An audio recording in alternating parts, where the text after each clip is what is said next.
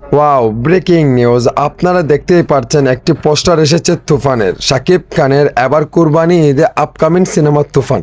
তুফান সিনেমার শুটিংয়ে অংশগ্রহণ করেছেন চেন্নাইতে। এখান থেকে কিন্তু অনেকটি হাইপ তোলার সম্ভাবনা রয়েছে তুফান সিনেমাটি। এটা কেমন হাইপ তুলবে ভাই, আপনারা কিন্তু পোস্টার দেখে কিন্তু জাজ করতে পারছেন।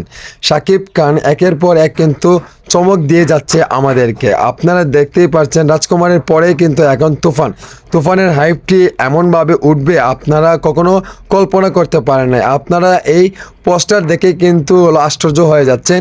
এই রকম পোস্টার আমার লাইফে আমি আর কোনো সিনেমাতে দেখি নাই, বাট আজকে আমি প্রথমবার দেখছি এই পোস্টার এইরকমভাবে একটা মেকিং করার যে স্টাইলগুলো আপনারা দেখছেন। মেকিং বলতে আমি বুঝাচ্ছি এই যে হাতে সিগারেট, এমনকি তুফানের নামটি, এমনকি অফিসিয়ালি এভরিথিং যা রয়েছে তা লেখা।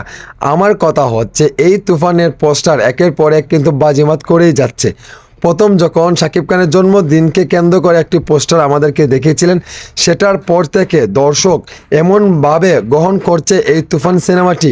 এখন পর্যন্ত শুটিং শেষ হয় নাই, তারপরেই কিন্তু হাইপ তুলে গেছে এই তুফানের এই নামটা প্রকাশই আলাদাভাবে হয়েছে, এমনকি আনকমনভাবে হয়েছে। আপনারা বলেন তো এই তুফান সিনেমাটি কেমন হবে, কেমন হাইপ তুলবে?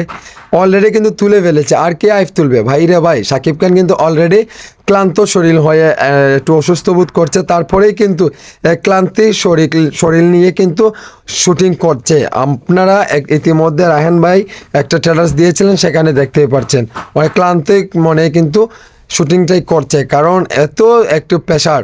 আপনারা জানেন প্যান ইন্ডিয়া সিনেমা দরদের পরে রাজকুমারের পরে তুফান। সব বন্ধুরা, আমার কথা হচ্ছে আপনাদের কাছে এই পোস্টারটি কেমন লেগেছে? তুফান কিন্তু গ্যাংস্টার লুকে শাকিব খানকে দেখতে পারবো আমরা, কুরবানিতে দেখবো। সো ভালো থাকেন, সুস্থ থাকেন, আল্লাহ হাফিজ।